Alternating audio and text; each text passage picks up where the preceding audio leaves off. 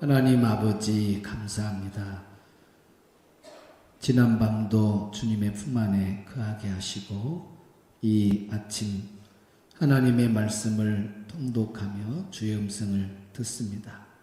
이 강물이 흐르는 곳마다 번성하는 모든 생물이 살고 또 고기가 심히 많으리니 이 물이 흘러 들어가므로 바닷물이 되살아나겠고 이 강이 흐르는 각처의 모든 것이 살 것이라. 성전 문지방에서부터 생명수가 나와 발목을 차오르고 무릎을 차오르고 허리를 차오르고 나중에는 강을 이루고 바다를 이루어 헤엄치는 것을 보게 됩니다. 이번 계시록의 말씀을 통해서 정말 우리 모든 성도들에게 충만하게 넘치도록 역사하여 주시고 생명수가 흘러가는 곳이 살아나듯이 계시록의 말씀 생명수가 흐르는 곳에 가정도 살아나고 직장도 살아나고 사업장도 살아나고 자녀들 손주들이 살아나는 역사가 나타나게 하옵소서. 병원에 입원 치료 중에 있는 환우들을 긍휼히 여기시고 또 수술 후에 회복 중에 있는 성도들, 가정에서 치료받고 있는 성도들, 형편과 처지를 아시는 아버지 주님의 능력의 손으로 어루만져 주셔서 속히 온전히 회복되게 하옵소서. 차별금지법 안에 들어있는 독소조항, 동성애법이 폐지되게 하시고 여성가족부, 성평등 가족부로 명칭이 바뀌지 않도록 우리 하나님이 막아 주옵소서. 이 나라 이 백성들이 양극화가 심해서 정말 모든 백성들의 마음이 아프고 어둡습니다. 속히 하나 되는 이 백성들이 되게 하옵소서. 관세 문제 이 문턱을 아직 넘지를 못하고 있습니다. 지혜를 주셔서 미국과의 관세 문제도 잘 해결이 되게 하옵소서. 우리가 살고 있는 이 지역은 여수산단과 포항제철 또 이 광양제철이 우리 주변에 있습니다. 그리고 많은 중소기업들이 있습니다. 하나님께서 경제적으로 어렵지 않도록 또 모든 어려움을 잘 헤쳐나갈 수 있는 지혜도 허락하여 주옵소서. 오늘도 요한계시록 작은 두루마리 잘 먹고 시대를 분별하며 살아가게 하시고 성령으로 감동된 말씀 오늘 우리에게 성령을 입혀주셔서 하나님의 말씀을 잘 깨닫게 하여 주옵소서.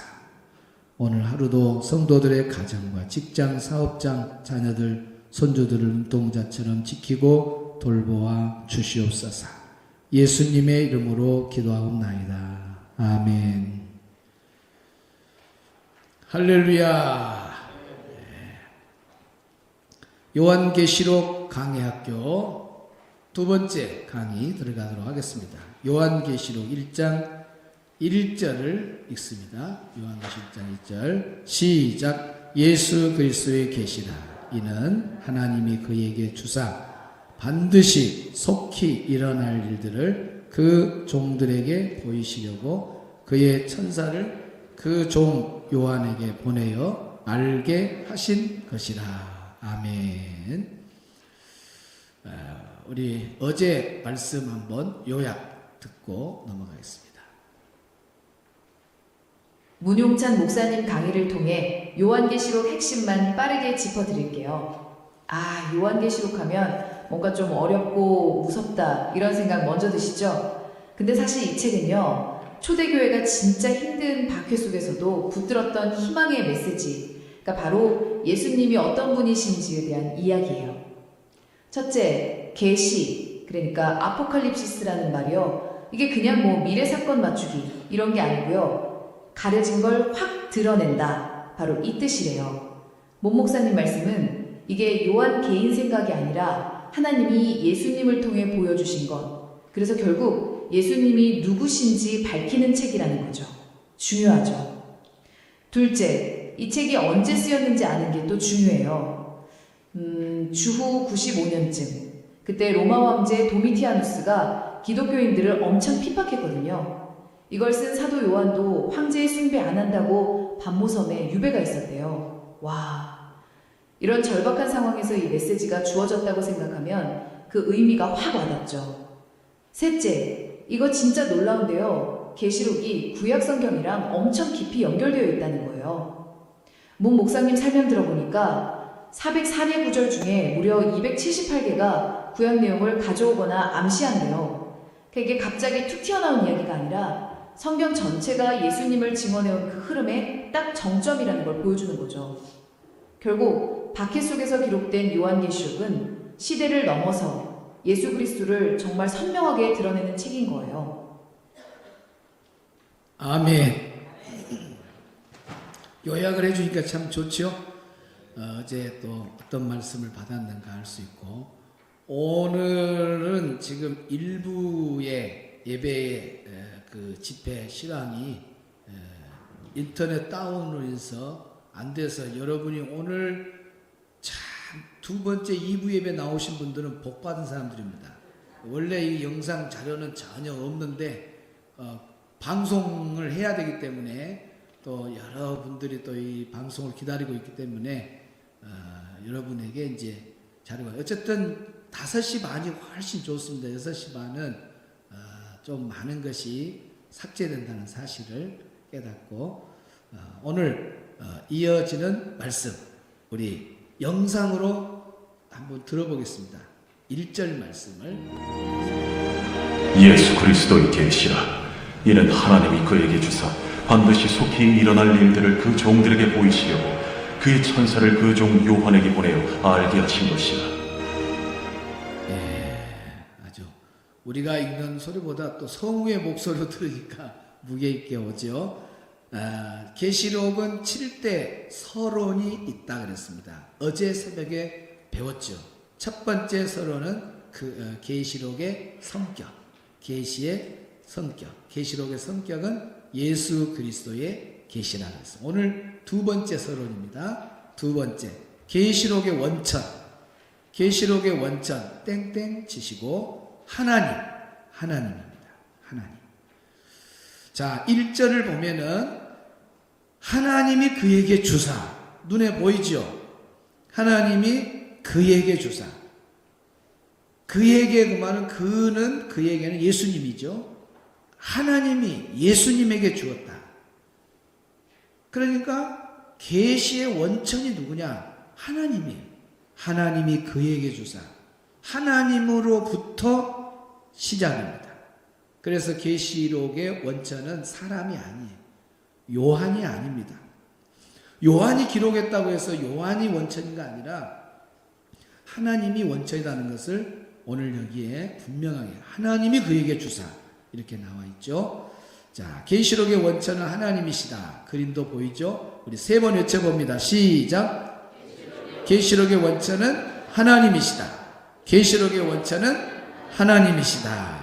아멘. 디모데후서 3장 16절을 보겠습니다. 시작. 모든 성경은 하나님의 감동으로 된 것으로 교훈과 책망과 바르게 함과 의로 교육하기에 유익하니.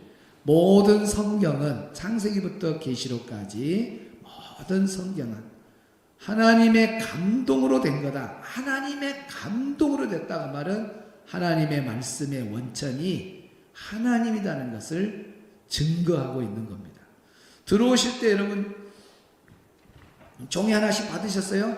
네. 이거 설명을 다 못하니까 성경의 저자가 36명에서 40명으로 봅니다.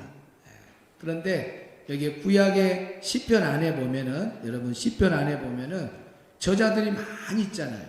그래서 어떤 저자를 넣냐 안 넣냐에 따라서 40명이 되고 히브리서 같은 경우도 바울로 보냐 안 보냐 그렇게 해서 넣고 빼고 이렇게 해서 약 40명이 될 수 있고 36명이 될 수 있습니다. 어쨌든 이 많은 사람들이 긴 기간 동안 구약은 1500년, 신약은 100년, 1600년 동안 시대마다 사람을 불러서 하나님의 감동으로 성경이 쓰여졌습니다.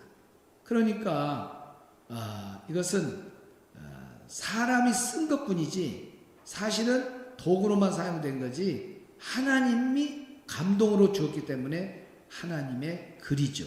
그래서 우리는 성경을 하나님의 말씀 그러는 거예요. 아니, 그렇게 우리가 말하지 않습니까? 노양순 권사님은 지금 노트 가지고 있어요? 지금 볼펜도 있어요? 가지고 나오세요.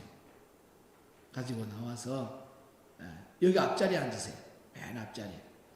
아니 성경책 이왕 들고 오세요. 그냥. 좋습니다.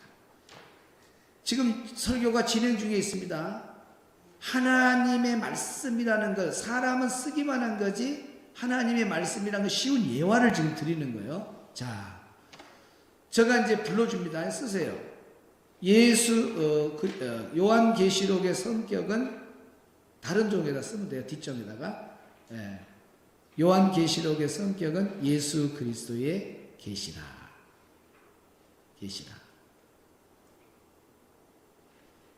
잘 썼어요. 요한계시록의 원천은 하나님이시다. 요한계시록의 원천은 하나님이시다.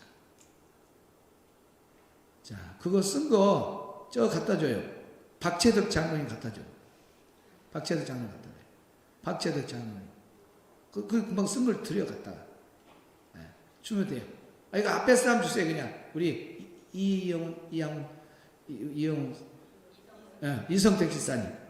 거기 주세요. 자, 그 이성택 집사님 크게 말하세요. 그 글 누가 썼어요? 쓴 사람은 누구예요? 그러죠. 노양순 권사님 썼어요. 그러면 노양순 권사님 글이에요? 목사님의 글이에요? 그것이. 그러죠. 목사님 글. 크게 하셔야 돼요. 그래 방송 듣는 사람 듣죠. 누구 글이다고요? 목사님 글입니다. 목사님 글이죠. 쓰기는 누가 썼다고요? 노양순 권사님. 그렇죠. 이 원리입니다. 하나님이 시대마다 모세야 부르고 베드로야 바울아 요하나 이렇게 불렀어요. 그리고 하나님이 감동해서 성경을 기록하게 하는 기록을 한 사람 쓴 사람은 누구냐? 사람이에요. 사람. 그러나 하나님의 감동으로 글이 써졌기 때문에 그 사람의 책이다. 그 사람의 글이다라고 그러지 않고 하나님의 말씀이라는 거예요. 그래서 모든 성경은 하나님의 감동으로 됐다 그랬지 그 안에 썼던 사람들 글이라고 써놓은 것은 한 것도 없어. 성경은 다 하나님의 말씀이에요. 할렐루야. 그러니까 오늘 우리가 계시록도 똑같아요. 계시록도 하나님이 말씀의 원천이지 여기에 하나님이 그에게 주사 얼마나 정확하게 나왔습니까? 하나님이 그에게 주사. 3번 시작. 하나님이 그에게 주사. 하나님이 그에게 주사. 하나님이 그에게 주사. 딱 나왔잖아요. 계시의 원천은 하나님이시다. 노트 돌려주세요. 이제 박수 한번 쳐주세요. 아주 쓰고 이렇게 이제 설명을 하면 사람은 도구로 쓰여졌고 기록만 한 거지 하나님의 말씀이구나 하는 걸 알 수 있어요. 말씀의 계시의 원천은 하나님이시다는 거죠. 자, 1절 말씀을 자세히 보면은 계시록의 전달 통로가 있습니다. 계시록의 전달 통로 1절을 보면서 예수 그리스도의 계시라 이는 하나님이 그에게 주사. 하나님에다 동그라미 치세요. 하나님. 그 다음에 그에게 주사. 그에게다가 동그라미 치세요. 그에게. 그 다음에 속히 일어날 일들을 그 종들에게 보이려고 그의 천사에다 동그라미 치세요. 천사. 그리고 그 종 요한에게 그 종 요한 동그라미 치세요. 그러면은 잘 나와 있죠? 여기 보니까 누구예요? 하나님. 통로가 있어요. 하나님이 원천이고 그 다음에 누구 줘요? 예수님에게 줘요. 예수님은 누구에게? 천사에게. 천사는 누구에게? 종에게. 그러면 그 종 요한은 그걸 받아서 성도들에게 주는 거예요. 성도들. 그 성도들이 어디에 나와 있느냐? 자, 계시록을 쓰세요. 거기다. 계시록 22장 16절. 계시록 22장 맨 마지막 장으로 한번 가볼까요? 22장. 22장. 어제같이 막 쓰라 그런 시간이 없어요. 여러분이 빠진 것은 동영상에 가서 다시 재방송을 보시고, 지금은 시간 관계상 막 지나가니까 놓치면 그냥 두 칸 비워놓고 가세요. 그리고 동영상 보면서 스톱해놓고 쓰면 다 쓸 수 있어요. 자, 22장 16절 시작.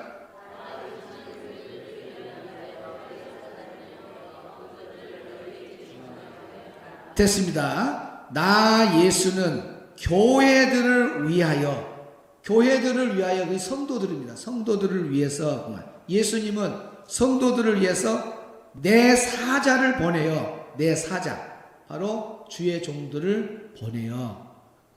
여기 나왔죠? 교회들을 위하여.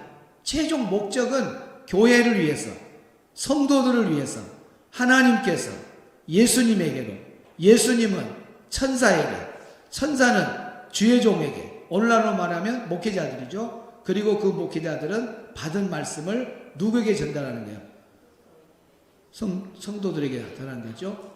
여기 한번 도표 멋지게 나와 있죠. 하나님, 예수님, 천사. 시작. 크게.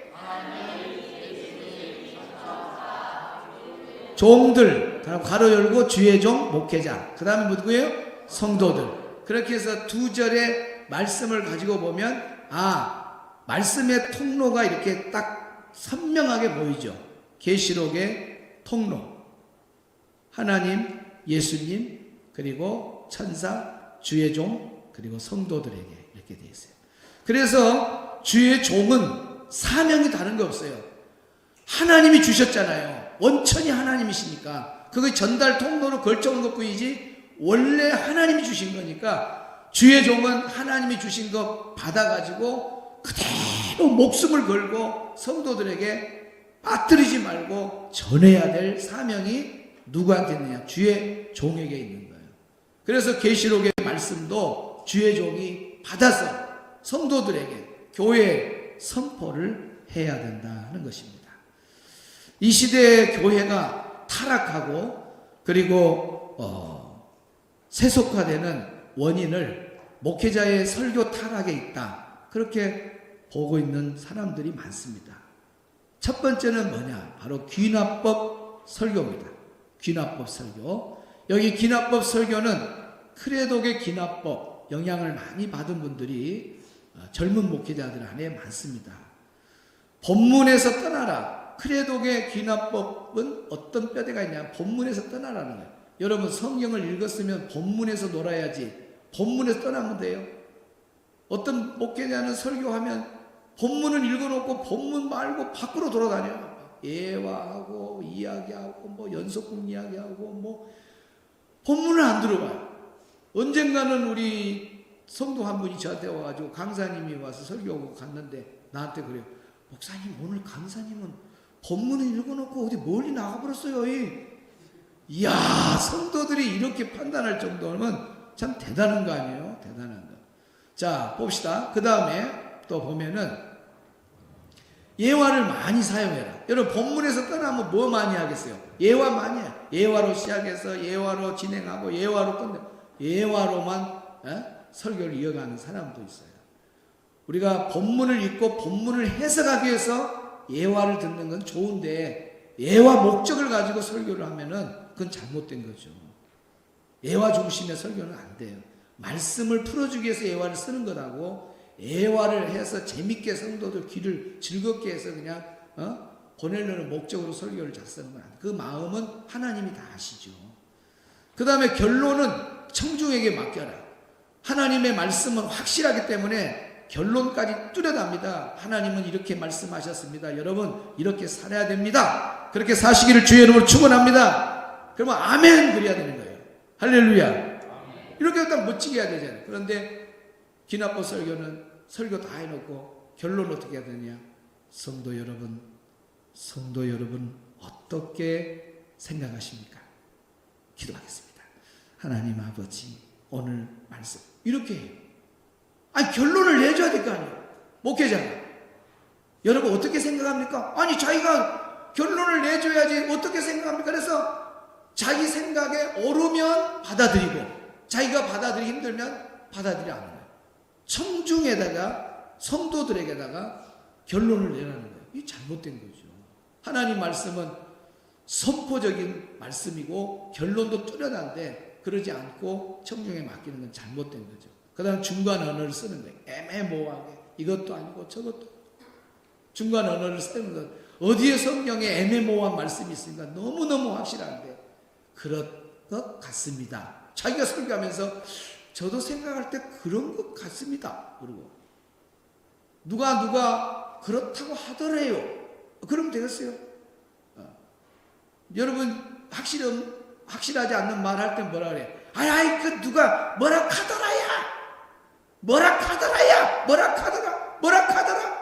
그것은 누가 말했다는 그것이지 자기하고는 상관이 없는 거예요. 카더라 설교 위험한 겁니다. 어디 성경에 카더라 애매모호한 그런 말이 있습니까? 뚜렷하고 확실하고 정확하지 않습니까? 그 정관 언어 쓰면 안 돼요. 선포하지 말라. 하나님 말씀은 선포적인 말씀. 그래서 기도를 잘하는 분들은 또 이렇게 하잖아요. 하나님 오늘 위임 목사님 말씀을 선포할 때 우리는 아멘으로 받게 하고 말씀은 선포입니다. 선포. 하나님의 입장에 서서 성도들에게 선포하는 거예요. 그런데 선포하지 말라는 거예요. 뭐요? 이해를 시키라는 거예요. 이해. 이 이해라고 하는 것은 이성적 이해를 말해요. 여러분 성경에 어떻게 이성적인 이해가 있어요? 믿음으로 받아들여서 믿는 말씀이 너무 많아요. 태초에 하나님이 천지를 창조하시느니라 이 말씀을 어떻게 이성적으로 이해를 해갖고 믿어져요. 믿음으로 받아들여야 될 말씀이 너무 많은 거예요. 여러분 예수님 공생의 기적들 어떻게 사람의 이성으로 믿어져요? 안 믿어져요. 믿음으로 받아들여요. 우리는 현장을 안 봤기 때문에 더더욱 오늘 이 시대 살아가는 우리는 하나님의 말씀을 신뢰하고 믿음으로 받아들여서 하나님 말씀이 믿어지는 거지 인간 이성으로 다 수학 공식 떨어지듯이 그렇게 따지고 해서 믿으려면 어떻게 믿어요? 못 믿지요. 그런데 여기에 보니까 이해를 시키라는 이성적 그런 이해가 오는 그런 이해를 시키라는 거예요. 그 다음에 권위를 내놓으라. 하나님이 주신 권위를 가지고 말씀을 전해야 되는데 권위를 강단에서 권위를 왜 내려요? 하나님이 주신 권위를 갖고 말씀을 자신 있게 당당하게 전해야죠. 내려가서는 똑같은 또 사람으로서 이렇게 지내고 강단에 올라왔을 때는 막 강하게 칼을 들고 수술 환자 막 수술하고 이렇게 막 해야 목사님이고 주의 종이지. 받은 말씀을 그대로 전해야지. 그걸 전할 것을 못 전하고 중간 언어를 쓰고 그러면 되겠어요? 그건 주의 종이 아니죠. 상식적인 설교를 해라. 상식적인 설교. 사람들이 들을 때 상식에 이해가 되는 설교를 하라는 거예요. 그러면 성경은 신비가 가득한데 신비로운 일이 얼마나 많습니까? 창조 이런 게 다 비상식이라는 거예요. 그러니까 젊은 목회자들 중에는 신약 설교를 안 해요. 곽선희 목사님 우리 교회 와서 말하잖아요. 서울에 자기 아는 젊은 후배들 보니까 신약 설교를 잘 안 하는데 구약 그것도 다 율법적, 교훈적, 윤리적 이런 설교로만 흘러가지 거기서 예수님이 나오고 그러진 않아요. 그러니까 참 보통 일이 아니에요. 본인이 신비를 믿지를 못한다면 신비주의는 위험한 거예요. 신비론적 신앙은 좋은 거예요. 종말주의는 위험한 거예요. 그러나 종말론적 신앙은 좋은 거죠. 우리 신앙이 신비론적 신앙으로 열심히 기도하면 하나님의 기적도 일어나는 걸 믿어야죠. 성경에 기록된 신비로운 일들 기적이 얼마나 많습니까? 그걸 믿음으로 받아들여야지. 상식이 안 맞는다고 그걸 안전하고 상식적인 이야기만 하라고 하면 되겠냐고 말입니다. 자, 그 다음 두 번째, 설교 시간 내내 예수님 이야기를 한 번도 안 해요. 지금 그런 설교가 너무 많아요. 그래서 다 윤리, 착하게 살아야 된다, 도덕적으로 살아야 된다, 철학적으로 철학자 누가 그런 이야기만, 어떻게 우리 삽시다, 교훈적 그런 설교만 한다고. 예수님이 빠져버린 설교. 여러분 예수님 안에 능력 있는 걸 믿으시기 바랍니다. 예수님이 생명인 걸 믿으시기 바랍니다. 그러니까 예수님을 와서 먹고 예수님을 체험하고 예수님을 만나고 가야 그 신앙이 생명력 있고 죽은 사람도 살아나고 막 능력이 나타나고 그런데 예수님을 받아들이지는 못하고 맹 예수님 빠진 설교만 듣고 가니 그걸 1년 2년 해보세요. 세속화 돼버리고 인본주의 그런 설교만 먹고 사는 사람들은 온상 속에 그렇게 나약한 사람이 돼가지고 바람만 확 불면 다 날아가 버려. 다 날아가 버려. 그런 사람들이 마지막 때 예수님 오실 그때 환난 때 어떻게 믿음을 이기겠냐 그 말입니다. 그래서 세 번째, 종말의 메시지도 전해야 되잖아요. 이제 세상이 마지막 때입니다. 여러분 기후변화 보십시오. 이번에 막 37도 38도 이것이 지금 막 덥다 그러는데 여러분 보세요. 이제 더 걱정거리가 생깁니다. 내년에 40도 되면 어떡 겁니까?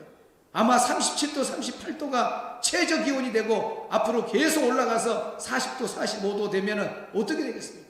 이 세상이 지금 마지막 때입니다. 여러분 국제 정세를 보세요. 여러분 전염병이 지금 코로나가 와가지고 얼마나 우리가 어려움을 당해요. 이거 전부 마지막 때 증거입니다. 지금 시대를 보고 말씀을 가지고 종말의 메시지를 전해야 되는데 한 번도 종말에 대한 이야기를 안 해요. 그런 사람들이 뭐 예수님 오신 이야기 하겠습니까? 재림 이야기도 안 하고 천국 지옥 이야기도 안 하고 그냥 설교 사람 귀에만 잘 듣도록 인본주의. 그래서 복 그런 이야기만 하면 좋아하거든 성도들이. 그 진짜 복은 어디가 많아요? 복집 가면 복 많습니다. 복 참복 먼복. 나는 복집 가고 복이 그렇게 많은 걸 못 봤어. 어마어마 그림을 그려놨는데 복이 수십 가지. 염려사님 봤어요 복? 가봐요. 복이 얼마나 많은지 몰라. 뭔 복을 그렇게 복만 이야기하냐 말이요. 죄 지으면 회개하라고 설교하고 심판이 있다고 하고 예수 안 믿으면 무서운 지옥에 간다. 끝까지 예수님 잘 붙들어야 된다. 심판이 있다. 이렇게 말씀을 전해줘야 성도들이 깨어나고 정신을 차리고 믿음 생활을 잘할 건데 그런 사람들이 계시록 말씀을 전하겠어요? 죄 심판 지옥 이야기 안 한 사람들이 어떻게 계시록 이야기를 해요? 계시록 이야기 안 합니다. 덮어놔버리죠.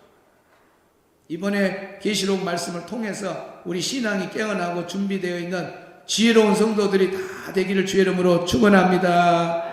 할렐루야. 계시록 10장 8절로 10절.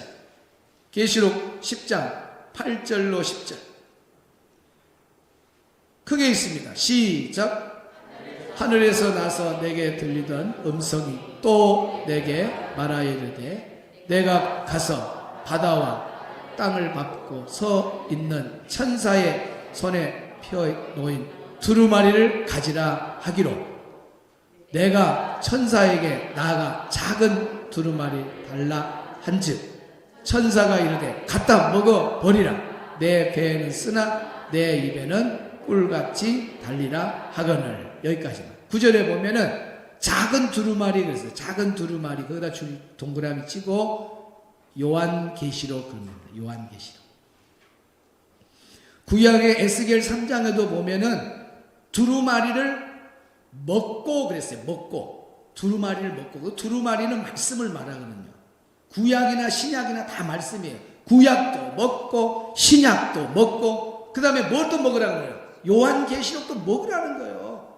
왜 구약 신약만 먹고 요한계시록은 안 먹냐고. 그 먹여야 될 책임이 주의 종에게 있고 여러분 당연히 갖다 먹어야 돼. 이번 기회에 제가 말씀을 선포할 때 요한계시록 여러분이 부지런히 갖다 먹기를 주의 이름으로 축복합니다. 새벽에 와서 먹고 또 재방송 먹고 계속해서 1년 동안 요한계시록 잘 먹어서 여러분 승리의 인생 되기를 주의 이름으로 축복합니다.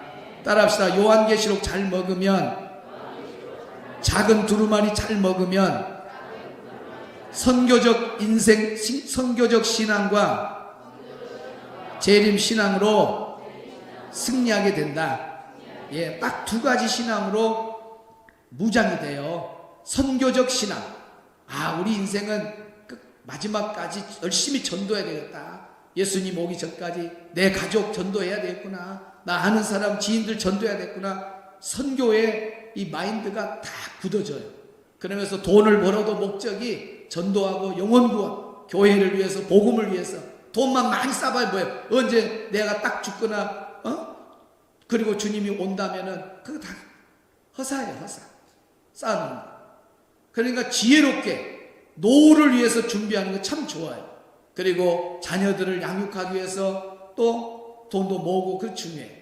그러나 전혀 남에게 베풀거나 선교적인 일을 하는데 물질을 쓸 줄 모른다면은 그 사람은 선교적 인생이 아니에요. 진짜 멋있는 사람은 직장을 다녀도 사업을 해도 항상 선교적 인생을 써요. 내 물질의 일부를 주님의 나라를 위해서 사용하는 거예요. 그 멋진 사람이죠. 그러면서 재림신앙으로 언제 예수님이 오든 나는 마라나타 아멘 주 예수여 오시옵소서 하고 맞아줄 수 있는 그 준비된 신앙으로 살아가는 거예요. 이번 계시록 공부한 우리 성도들은 정말 거룩하게 단장된 신부 같은 그런 믿음의 주인공 되기를 주의 이름으로 축원합니다. 자, 영상 노래 하나 어제 새벽 12시 약간 넘어서 만든 곡입니다. 흥얼흥얼 따라하다 한번 해보세요. 오늘 말씀이 요약이 되어 있습니다.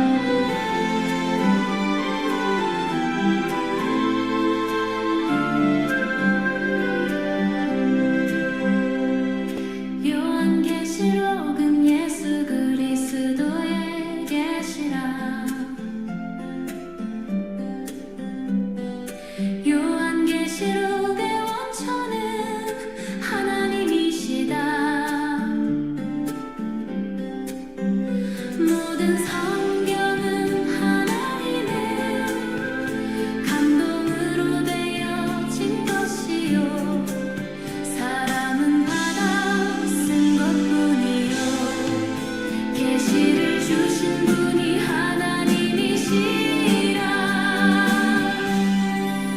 계시록 전달 통로는 하나님과 예수님 그리고 천사 그리고 주의 종 그리고 성도들에게라.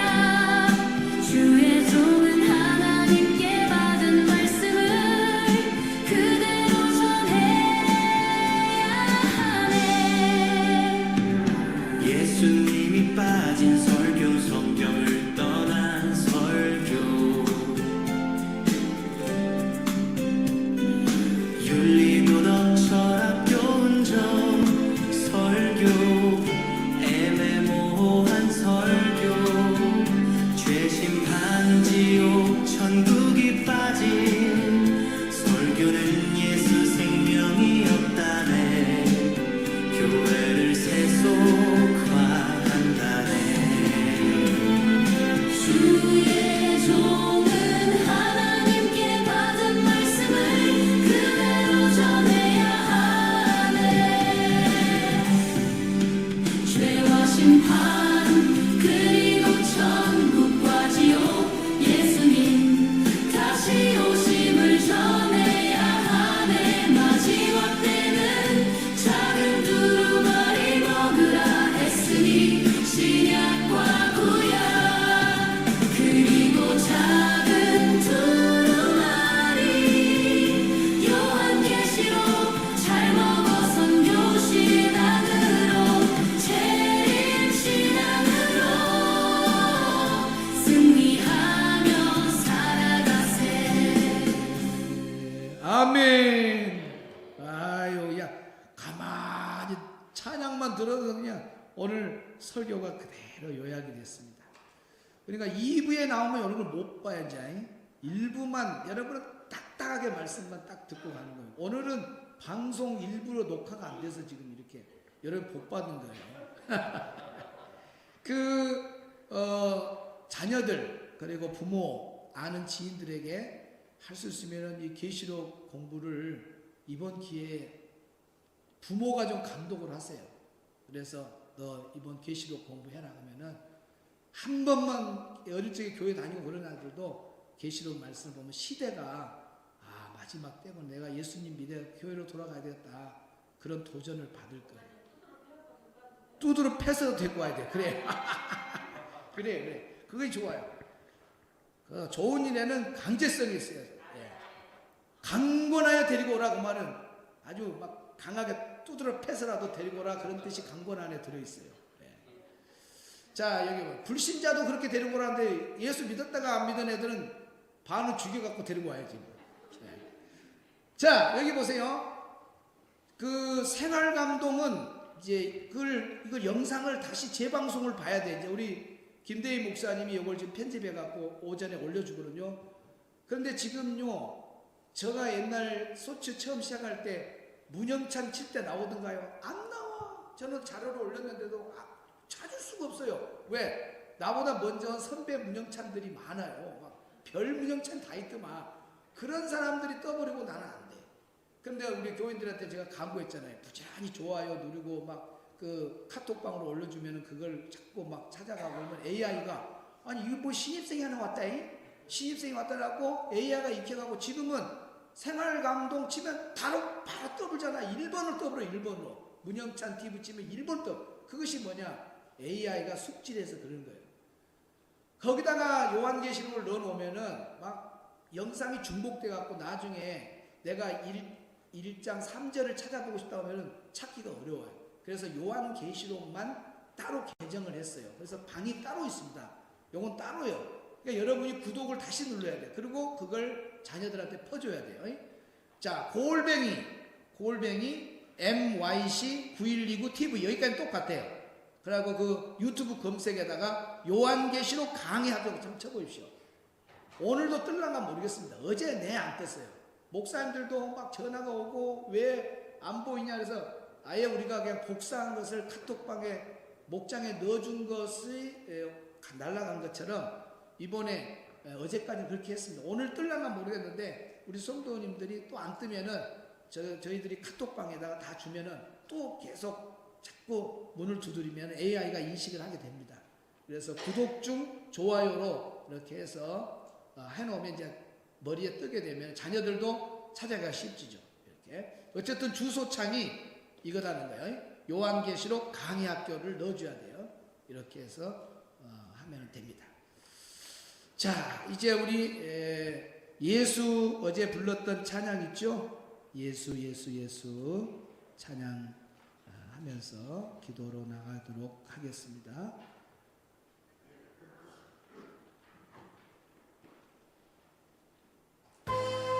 뒤에 불 꺼주시고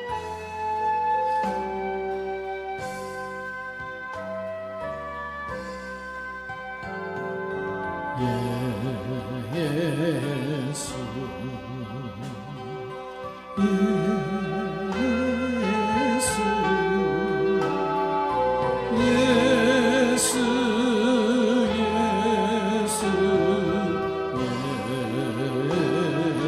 계시록은 예수님이 덩어리입니다. 예수님이 드러난 책이 바로 계시록입니다. 하나님의 말씀의 원천은 우리 하나님이십니다. 성령으로 감동된 하나님의 말씀. 오늘 이 시대에 우리가 작은 두루마리 잘 먹고 선교 신앙으로 재림 신앙으로 승리하기를 바랍니다. 예수